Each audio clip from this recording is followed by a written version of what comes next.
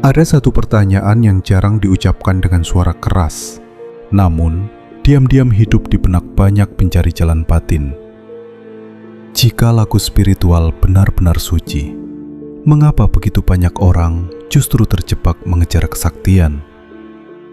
Di tanah Jawa, laku spiritual sering disalahpahami. Ia dibungkus cerita-cerita tentang kekebalan, penglihatan gaib, kemampuan menundukkan orang lain, atau kekuatan yang membuat manusia tampak lebih dari manusia biasa. Padahal, para leluhur Jawa yang benar-benar paham jalan batin justru berbisik sebaliknya. Bukan kesaktian itu tujuan. Bahkan, bagi sebagian guru tua, kesaktian hanyalah ujian paling berbahaya di tengah perjalanan. Bayangkan, seseorang yang berjalan di hutan malam. Ia membawa lentera kecil. Cahaya lentera itu bukan tujuan perjalanannya. Ia hanya alat agar tidak tersesat. Tetapi, betapa sering manusia justru terpukau oleh cahaya itu, lupa arah, lupa niat awalnya. Begitulah kesaktian dalam laku spiritual Jawa. Ia bisa muncul, bisa terasa nyata, tetapi bukan inti dari perjalanan. Dalam video ini, kita tidak akan membahas cara mendapatkan kekuatan gaib. Kita tidak sedang membuka pintu untuk hal-hal sensasional. Justru sebaliknya, kita akan masuk ke ruang yang lebih sunyi. Ruang yang jarang dibicarakan karena tidak menjual, tidak memukau, dan tidak bisa dipamerkan. Ruang di mana laku spiritual dimaknai sebagai penyucian diri, bukan penumpukan kemampuan. Kita akan menyusuri jejak pemahaman tua yang tersembunyi dalam simbol, tembang, dan petuah Jawa. Kita akan melihat bagaimana laku sejati lebih dekat pada pengendalian hawa nafsu, keheningan batin, dan kejernihan niat. Nilai-nilai yang selaras dengan kesadaran tauhid, meski tak pernah diteriakkan sebagai identitas. Sebuah jalan yang mengajarkan tunduk, bukan merasa tinggi. Mengosongkan diri, bukan memperbesar ego. Dan mungkin di akhir perjalanan ini, Anda akan menyadari sesuatu yang mengganggu sekaligus membebaskan. Bahwa laku spiritual sejati tidak membuat Anda terlihat istimewa di mata manusia, tetapi membuat Anda semakin kecil di hadapan yang Maha mengatur segalanya. Jika Anda siap mendengar kebenaran yang tidak selalu nyaman, mari kita lanjutkan pelan-pelan, karena jalan ini tidak berisik, dan justru di sanalah kekuatannya. Untuk memahami mengapa kesaktian bukan tujuan laku spiritual Jawa, kita harus mundur jauh ke masa ketika kata laku belum dipisahkan dari kata hidup. Pada masa itu, spiritualitas bukan aktivitas tambahan.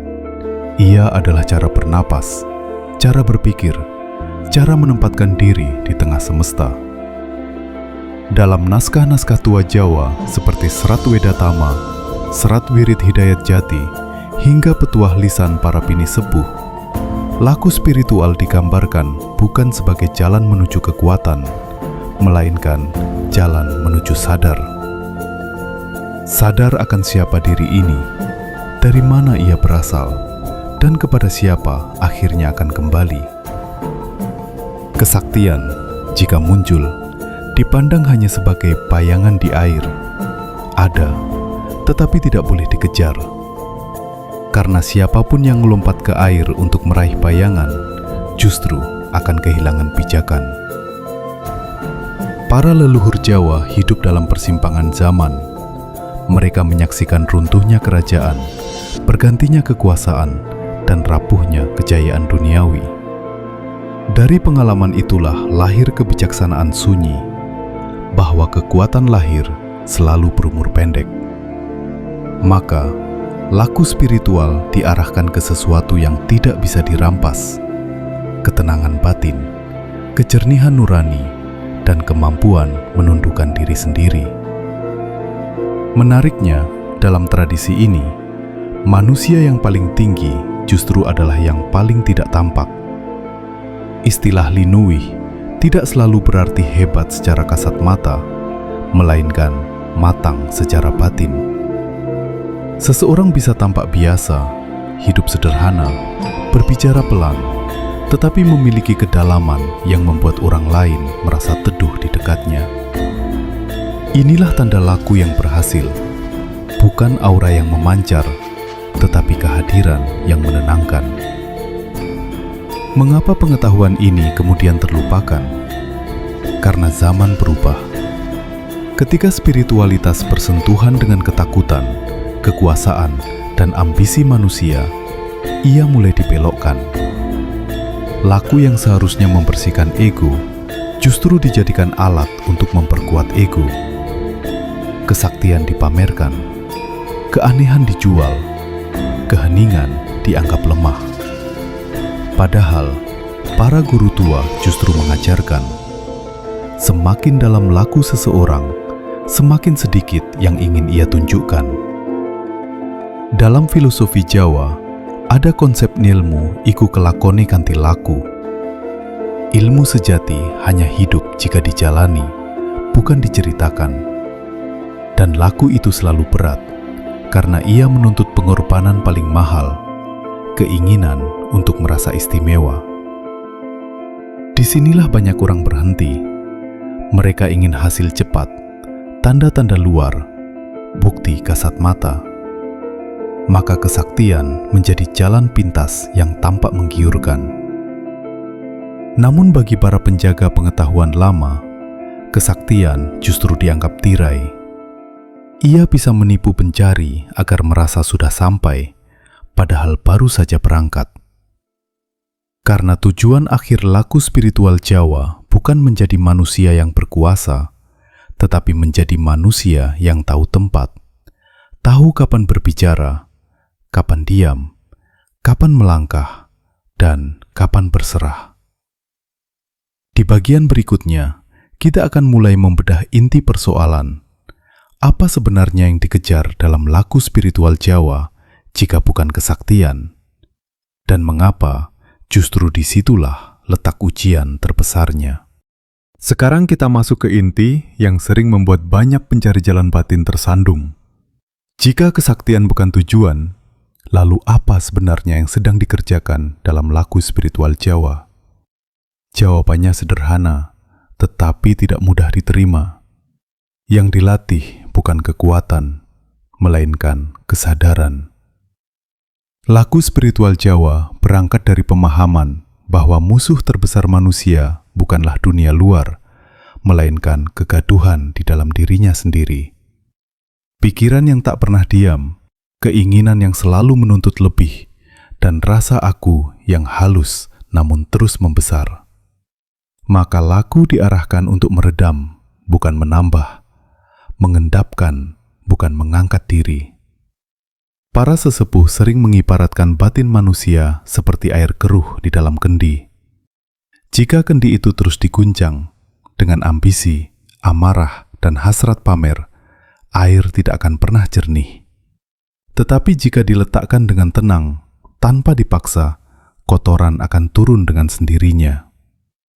Kejernihan bukan hasil usaha keras, melainkan buah dari ketenangan yang dijaga. Disinilah banyak orang keliru. Mereka memaksa batin untuk menjadi sesuatu, padahal laku sejati justru mengosongkan. Kesaktian sering muncul sebagai efek samping dari batin yang mulai fokus. Indra menjadi lebih peka, intuisi menguat, perasaan lebih tajam. Namun dalam tradisi Jawa, semua itu diperlakukan seperti angin lewat. Disadari, tetapi tidak digenggam. Karena saat seseorang mulai menggenggam kemampuan, disitulah ego kembali mengambil alih kendali. Laku pun berubah arah. Ada pepatah tua yang jarang dikutip. Sing sapa nguber kekuatan, bakal kelangan kawicaksanan. Siapa yang mengejar kekuatan, akan kehilangan kebijaksanaan.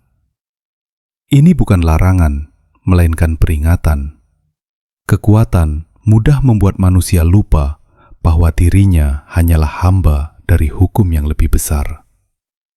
Ketika seseorang merasa mampu mengatur hasil, memengaruhi orang lain, atau menaklukkan keadaan dengan cara batin, ia perlahan bergeser dari tunduk menjadi ingin berkuasa. Laku spiritual Jawa menuntut kejujuran yang kejam terhadap diri sendiri. Setiap niat diperiksa, setiap keinginan ditimbang. Apakah ini untuk membersihkan batin atau untuk memperhalus kesombongan? Karena ego tidak selalu muncul dalam bentuk kasar, ia bisa bersembunyi dalam jubah spiritual, berbicara tentang cahaya, energi, dan kemampuan sambil diam-diam ingin diakui. Di titik ini, laku sering terasa sepi dan melelahkan. Tidak ada tepuk tangan, tidak ada tanda-tanda ajaib yang bisa diceritakan. Yang ada justru pergulatan batin, menahan diri untuk tidak reaktif, belajar diam saat ingin membalas, dan menerima saat ingin menguasai. Inilah sebabnya mengapa jalan ini jarang diminati. Ia tidak memuaskan rasa ingin terlihat, namun justru disinilah kedalaman laku diuji. Laku spiritual Jawa bukan tentang menjadi luar biasa, tetapi menjadi tepat. Tepat dalam sikap, tepat dalam niat, tepat dalam menempatkan diri. Orang yang telah sampai pada tahap ini biasanya tidak berbicara banyak tentang laku. Hidupnya sendiri sudah menjadi kesaksian. Dan mungkin pertanyaan paling mengganggu di bagian ini adalah, jika semua ini tentang menahan, mengendapkan, dan mengosongkan, mengapa kesaktian masih begitu menggoda? Jawabannya akan membawa kita lebih dalam, ke lapisan makna yang lebih halus, tempat paradoks dan ujian batin bertemu. Disinilah kita memasuki wilayah yang lebih halus, tempat banyak pencari justru tersesat karena merasa telah menemukan cahaya. Paradoks terbesar dalam laku spiritual Jawa adalah ini. Semakin seseorang mengejar kesempurnaan batin, semakin ia diuji oleh bayangannya sendiri. Dan bayangan itu sering bernama kesaktian. Dalam tradisi lama, ada pemahaman bahwa alam tidak pelit. Ketika batin seseorang mulai tertata, fokusnya menguat, dan nafsunya terkendali, maka daya-daya tertentu memang bisa terbuka. Tetapi leluhur Jawa melihat hal ini sebagai ujian, bukan hadiah. Sebab setiap kemampuan yang muncul selalu membawa satu pertanyaan sunyi. Untuk apa ini digunakan? Kesalahpahaman yang paling umum adalah mengira bahwa kemampuan batin adalah tanda kedekatan dengan Yang Maha Mengatur. Padahal, kedekatan tidak diukur dari apa yang bisa dilakukan, melainkan dari seberapa tunduk seseorang terhadap hukumnya. Ada orang yang memiliki kepekaan tinggi, penglihatan halus, bahkan kemampuan memengaruhi keadaan, tetapi batinnya masih penuh keinginan untuk diakui. Dalam pandangan Jawa, ini belum sampai, baru mampir di pinggir jalan. Maka para guru tua sering menyembunyikan murid yang cepat bisa. Mereka justru lebih tertarik pada murid yang sabar, lambat, dan tidak banyak bertanya soal hasil. Karena yang cepat biasanya mudah tergelincir. Yang lambat, jika jujur, justru lebih tahan diuji. Kesaktian yang datang terlalu dini ibarat buah muda, menarik warnanya tetapi asam rasanya. Ada pula mitos bahwa laku spiritual Jawa bertujuan untuk ngelmu pangaribawa, ilmu kewibawaan, kemampuan memengaruhi orang lain tanpa kata. Padahal kewibawaan sejati tidak dilatih, ia lahir. Ia muncul dari keselarasan batin, kejujuran hidup, dan konsistensi sikap. Orang yang benar-benar berwibawa tidak sadar bahwa dirinya berwibawa. Begitu ia sadar, kewibawaan itu mulai pudar. Di titik ini, laku spiritual Jawa bertemu dengan satu konsep yang jarang dibahas secara terbuka, pamrih. Pamrih adalah niat tersembunyi untuk mendapatkan sesuatu dari laku, entah kekuatan, pengakuan, atau rasa unggul. Selama pamrih masih hidup, laku belum murni. Maka para leluhur menekankan sepiing pamrih, sunyi dari tuntutan. Bukan berarti tidak berbuat, tetapi berbuat tanpa menuntut hasil untuk diri sendiri. Kesaktian menjadi berbahaya bukan karena salah, tetapi karena ia memperhalus pamrih. Ia membuat seseorang merasa berhak, merasa istimewa, merasa lebih tahu. Disinilah banyak laku yang tampak dalam, tetapi sebenarnya berputar di tempat yang sama. Ego hanya berganti bahasa. Yang menarik, semakin tinggi seseorang dalam laku Jawa, semakin ia kembali ke hal-hal paling sederhana. Bekerja dengan jujur, berbicara seperlunya, menjaga laku sehari-hari. Tidak ada simbol mencolok, tidak ada klaim besar. Karena pada tahap ini, orang mulai paham bahwa pengendalian diri lebih sulit daripada mengendalikan orang lain. Dan menundukkan hati sendiri jauh lebih berat daripada menundukkan alam.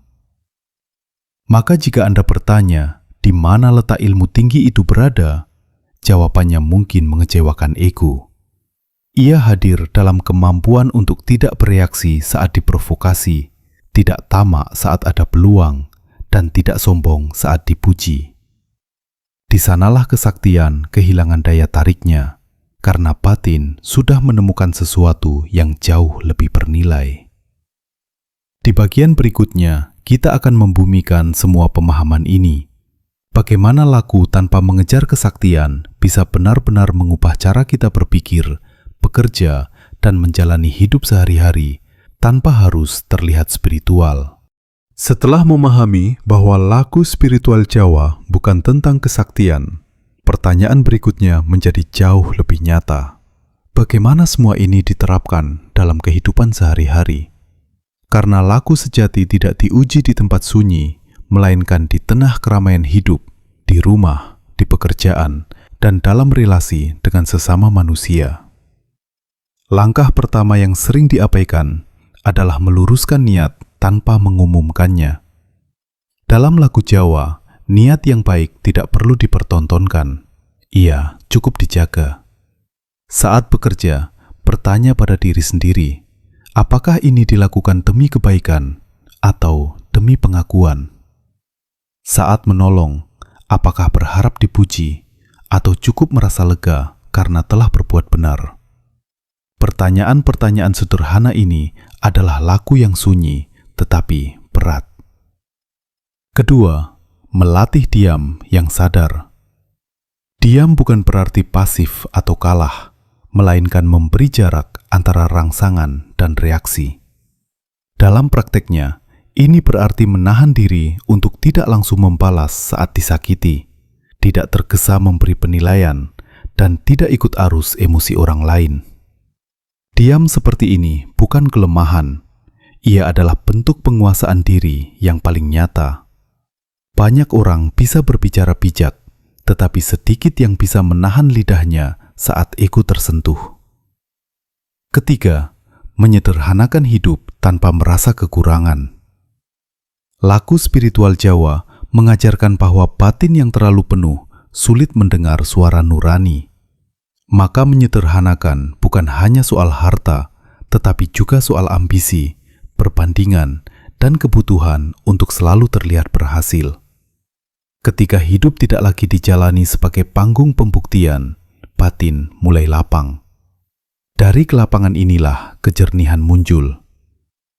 Keempat, menerima bahwa hasil bukan urusan kita sepenuhnya.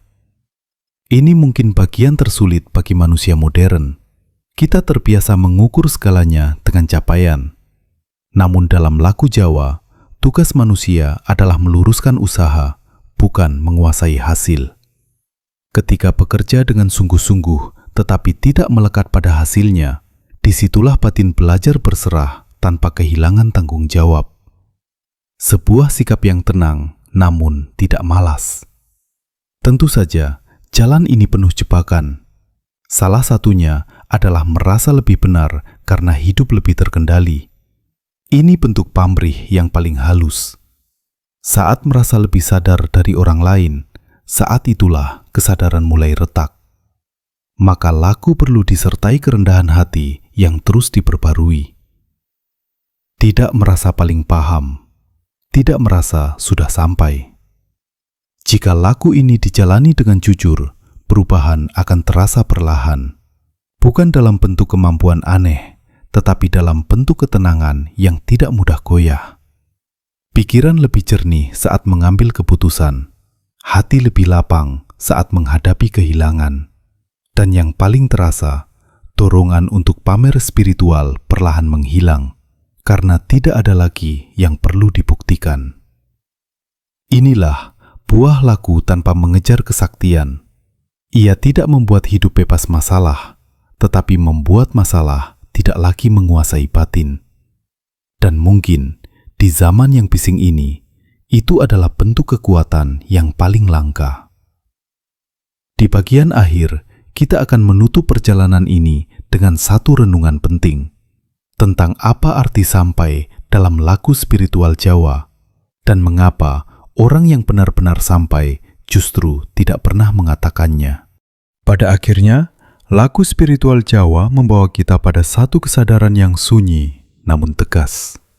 Yang dicari bukanlah kemampuan, melainkan kepantasan batin. Bukan seberapa besar daya yang bisa kita bangkitkan, tetapi seberapa dalam kita mampu menundukkan diri. Kesaktian, seandainya hadir, hanyalah debu di jalan. Ia akan tertinggal ketika perjalanan benar-benar dimengerti. Kita telah menelusuri bagaimana para leluhur memandang laku sebagai proses pemurnian niat, penjinakan ego, dan pengembalian manusia ke tempatnya yang semestinya. Sebuah jalan yang tidak menawarkan sorotan, tidak menjanjikan kekaguman, dan tidak memberi identitas istimewa. Justru karena itulah ia terasa berat, sebab manusia lebih mudah mengejar kekuatan daripada kejujuran pada diri sendiri. Laku spiritual Jawa mengajarkan sesuatu yang jarang disukai ego, bahwa semakin seseorang memahami, semakin ia merasa kecil. Bukan kecil dalam arti lemah, tetapi kecil karena sadar betapa luasnya hukum kehidupan yang tidak bisa dikendalikan. Di titik ini, kesaktian kehilangan daya tariknya. Karena apa gunanya mampu menundukkan keadaan jika batin masih mudah dikuasai oleh amarah, iri, dan pamrih? Mungkin inilah sebabnya mengapa orang-orang yang benar-benar dalam lakunya sulit dikenali. Mereka tidak membawa tanda, tidak memamerkan pencapaian batin. Hidup mereka tampak biasa, bahkan mungkin sederhana. Tetapi di balik kesederhanaan itu, ada keteguhan yang tidak mudah diguncang dan ketenangan yang tidak perlu dibela. Maka pertanyaan yang layak kita bawa pulang bukanlah apa yang bisa kudapatkan dari laku spiritual, melainkan apa yang masih perlu kulepaskan agar batinku lebih jernih. Jika video ini membuat Anda merasa tidak sepenuhnya nyaman, mungkin itu pertanda baik, karena laku sejati memang tidak selalu menyenangkan ego, tetapi ia selalu jujur pada hati. Dan kejujuran itulah pintu awal dari kesadaran yang lebih dalam. Jika Anda merasa perjalanan seperti ini perlu dilanjutkan, perlahan, tanpa sensasi, silahkan tinggalkan jejak Anda di kolom komentar. Bukan untuk pamer pemahaman, tetapi untuk berbagi keheningan. Dan jika pembahasan seperti ini layak diteruskan, Anda tahu apa yang perlu dilakukan. Karena pada akhirnya, jalan ini tidak mencari pengikut.